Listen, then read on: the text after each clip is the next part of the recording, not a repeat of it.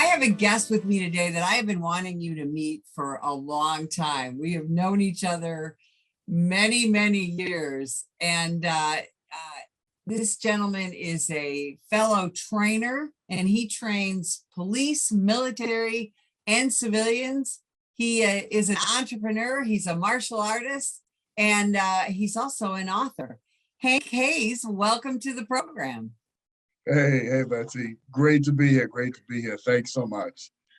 So I want people to know a little bit about your background. And when I had the opportunity to interview you years and years ago, and one of the things I loved about your story was how you became involved in the martial arts as a little kid growing up in New York. Can you talk about that for a second? Yeah, sure. So it's funny. So my mom still lives in the same house, same phone number, and the only Black person in the middle of that Italian neighborhood. And it's a New York thing. It's hard to explain to people who don't know how New York is, because the Italians live here, the Mexicans live here, the Russians live here, and that's just the way it is. And it'll probably, I don't know, just be that way. I don't know. But so back in the 60s, and people might say, well, why the heck did your parents move into a all white Italian neighborhood in the 60s? And yeah, it's a good question. And back then, there were no well-to-do Black areas. And my parents were pretty well off and stuff like that. So we moved into this area, but it was not absent the roughness of New York City. So I grew up, it wasn't, and this is at age 5 and 6, it wasn't if I was going to get into a fight, it was when, with how many, and what weapons did I have to defend myself against: the garbage can, the lunchbox, the stick, the baseball bat, whatever it was. And so, and in my little brain at that age, didn't understand why I wasn't accepted because of the color of my skin. So I got really, really angry. And that anger turned into, retaliating and responding back. And what I learned at a very, very young age, and this is just what it is that if you knee somebody in the nuts or you stick a finger in their eye, that they're gonna respond and you're gonna get a position of advantage. So I was like, oh, okay, well, this is something that can get people off of me, all right? So then I started officially the martial arts at age 10. And when I did, it wasn't the thing that was going to do that to people, meaning at the bus stop, putting someone in a judo hold wasn't going to get that person off me with the same efficiency as kneeing them in the nuts or a good headbutt or any of that stuff. So little did I know I was doing fight combatives at that young age, but I just knew that worked. And I think the transition and the bridge over into how I got into law enforcement training is kind of a windy road, but this story will illustrate it. So here I am, 12 years old. I'm out playing, and I come home and I'm just about to open the front door, and I can hear my mom crying out through the front door. And I go inside, and she's just bawling, right? And so there was this other Black family that we knew from church, and Mr. Hunt was a New York City police officer, and he was killed in the line of duty. And oh my gosh. So the first funeral I ever go to in life is a New York City police funeral. And I just remember saying, somebody ought to do something about that, and I'm going to have a part to play in. That is extraordinary. And so you grew up and you didn't go into law enforcement. You went a step further, and because you're such an entrepreneurial guy, You started your own training company, didn't you?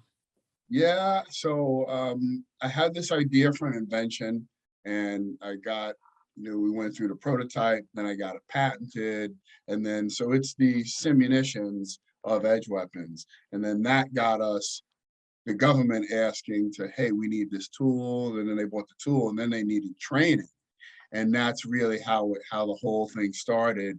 From the first customer we had was the OIG, Office of Inspector Generals, and then more departments and agencies started asking for it, and mainly, the cities that have a rough inner city. So you take the Detroits, the Baltimores, the Chicagos, Atlanta, the rougher cities where their guys are gonna be in harm's way, and they need a fighting system that provides solutions that their men can execute when they're out on the job. Absolutely. And they're women too. Absolutely, yes, yes, of course, yes. So your system, it doesn't just involve edge weapons, but you've moved on to firearms, to hand. I think it's important to understand that it really is a system, because speaking specifically about law enforcement, law enforcement officers have to frequently transition, between whether it's hands-on, edge weapon, baton, taser, firearm, all of that, right? 100%. Yeah, actually, we have a course that is called dynamic transition.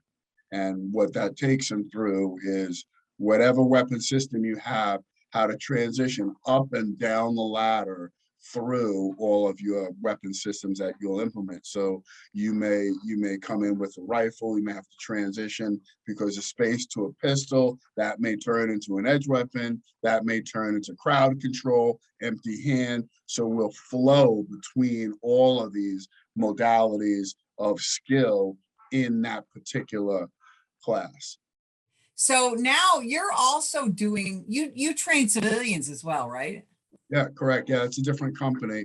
We do basically the same stuff, but it's just kind of tailored to be delivered to the civilian. Yes. So when you talk to civilians about protecting themselves, utilizing different weapons, how does that differ? And what do you say to people who say, we as Americans, we don't need firearms, citizens, we don't need firearms. We don't need to be learning to fight people. We don't, we should just rely on the police to protect us. What do you say to those people? Yeah, it's it's great that you asked that question. So this coming year, I'm going to be 59, right? So I've been professionally in this space, full time doing this for, it will be 24 years, right? And to be frank, I don't have the time or inclination to argue with people about a subject that we know far more about and the truth on, right? So, I would, depending on the individual, what I might say to them is, listen, bad guys are always going to have guns. They're always going to be able to get guns. And one sure way to affect a change on that evil is a weapon system. And a weapon system, a firearm is just an outstanding tool to be able to do that with. In fact, so, and I have this, it goes with me everywhere. It doesn't leave my side or my person. And yes, it is fully loaded because it should be fully loaded, right?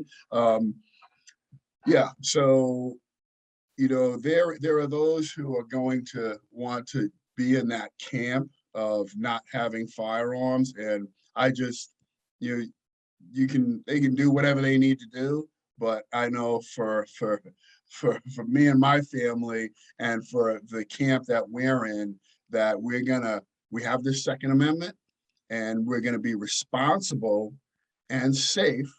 But when it's time to, after we've exhausted all avenues of distraction, diffusal, de-escalation, And if when we have to do what we have to do, that's what it is. There isn't a there is there's this line, and once that line has been crossed or those boundaries have been crossed, we may have to resort to that use of firearm.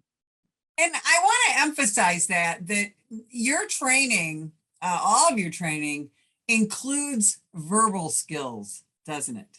Yeah, absolutely. That's a key tool, because that is a weapon in and of itself, that someone has to respond to a verbal command mentally, internally. So you say, listen, put your hands on that vehicle. And then I say, put your hands on that vehicle while I'm transitioning around them. So now they have to move to us. And all of those things are going to aid us, but also we are communicating fully that when we take this thing down the road in the court and in the court of public opinion, we have articulated, don't come any closer. I don't need any help with my bags, or I don't, you've entered this house, I'm armed, go out the same way you can, or you're going to get shot. But whatever the commands are going to be, that you have demonstrated control, demonstrated the ability to articulate that, and hopefully they're listening to it. But then when it's reviewed later, we did all that we can do. We're not going to let them get close and inside our reactionary gap to then now have a fight of a different type. So we're very big proponents on verbal commanding and verbal de-escalation. Absolutely. We hear a lot of talk about that in police training, these days. And one of the things I also want to emphasize is the more that, would you say it's fair to say that the more a police officer practices with all their different weapon systems, the better they're going to be at it? Oh, without question, sustainment is a major part. So in the military, we do what's called ULT, which is unit level training. So after the guys come back from deployment, they got 2 weeks off, and then they go through the ULT, the unit level training cycle. And they're going through a whole training workup. Even when they're out at the, at the fixed base, they are still training. And that is something that is critically important. And we when we get together, we always talk about the level of fitness. And people, well, let me step back for a second. Here you are, a woman that has battled a pretty ultimate fight, right? And through this whole thing, you're staying fit, right? And what an example, right? That right there should be a moniker for people to go, well, wait a minute. If she's doing it with fighting this battle, and here I am, wait, what's my excuse? Because look at, and I'll just say it because sometimes commands won't say it, but anybody who's an LEO needs to have a sustainment fitness practice. That's just what it is. It can't candy coat it. And those of us who are the sheepdogs that are civilians, if we're at that gas station and the pumps are here, something happens and we need to hustle from the building to where our car is, we need to do that as quickly as possible. And when we get there, we need to be able to handle the fight. So fitness, and that's just a small example of one of many that illustrates that our fitness ability and sustainment training is key. And here's the thing, we're at a time period here in the United States where a lot of departments are very shorthanded, and we still have a lot of talk politically about defunding the police. And yet police training is expensive, isn't it? It's time consuming and it's expensive. And yet, these are perishable skills like you talked about.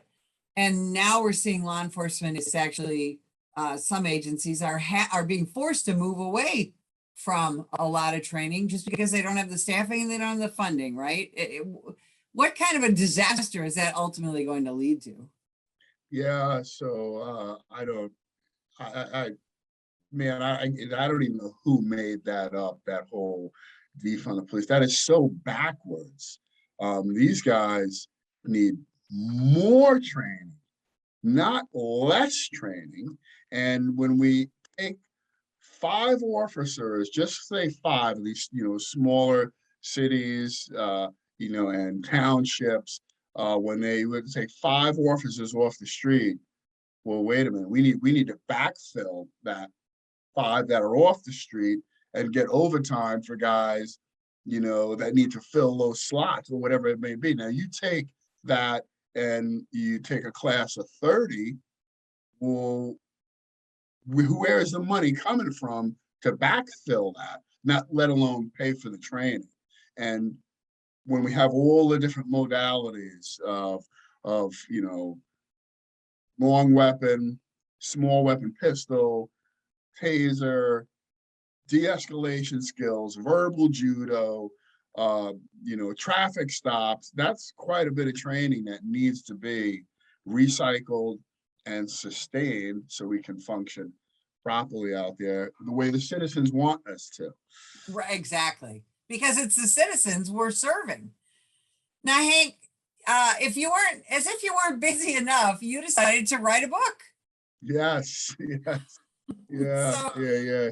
I love the title, The 6 Bullets You Can't Leave Home Without. Talk about your concept for this book and what you hope to accomplish with it. Yeah, yeah, yeah. It's great, great, a lot of fun, and it's great to have to be, a published author. And it's a lift, it's a lot of work, but it's necessary work. And as I'm getting older here, I wanted to be able to document and leave legacy of our work and of our training methodologies and concepts and principles, right? Concept and principle. So that's a big one. So, well, you say, when do we have to be ready? We ought to always be ready. We ought to always be ready, 100%. So what does that consist of? Well, that's the right mindset. So what I thought of was, I said, so we have, dozens of people in the companies that I currently run, but I wanted to just hear from a couple of guys who, we got one guy that, he's down at Bragg, and I can't say his command, of course, and all that stuff, but we had another guy who's Navy Intel, and just a number of different guys. We said, you know what? How about if I task these guys with, we got a little mission, we got a little writing mission. And the mission is that we want to hear about what are the top 6 things, the top 6 things that you do not leave home without. And they were like, well, what do you mean, Hank? And I was like, think security mindedness and think how you go out into the world and what are the top 6 things. And they said, well, Hank, does it have to do with your weapon system? But that's it. You get no more information. All right. We want to hear, because we don't want 6 guys to all talk about their weapon system and their, self-defense rounds and their, no. We just want to say, what are your top 6 things? So we have 4 guys, and our authors are myself, Jared Grant, Dan Spagone, and Steve Johnson. And right now we got a 5-star rating, and we've been doing a bunch of different stuff with the local news and a bunch of different influencers, and it's been fun. But the most important thing is we get people to think about how are they leaving their home, and what are they doing when they're out there in these transition spaces, instead of switching things on to having, our face in our phone, we need in that transition space, we can just put the phone down and put our head on a swivel and be observing what's going on around us in real time. Once we get back in the vehicle and get on the road, that's when we can and should be talking to our phone with the with the great technology that we have, as opposed to being distracted by the tool. Right, awesome. Hank, where can people find you? Where can they find the book? Where can they find more about your company? You have a great social media presence, and I want everybody to meet you. Yeah, that's great. Well, we would love to have them out. All right. So our book, this can be found, The 6 Bullets You Can't Leave Home Without. That's on Amazon, and as well on our civilian company website, which is intuitivesp.com. And that's INTUITIVESP.com, the word intuitivesp.com. And then the military law enforcement company is NLB, November Lima Bravo tactical.com. And the socials are either Facebook at Facebook No Light Blades, and Facebook Intuitive Self-Protection spelled out, and Instagram is Hank Hayes _ISP. So a lot of stuff, and now we have interest in an ammunition company. So it's been a great ride. It's been a great, not without its hurdles, but a great ride. So that's fantastic. Hank, thanks so much for spending time with us today. And if you would like more information about the National Police Association, visit us at nationalpolice.org.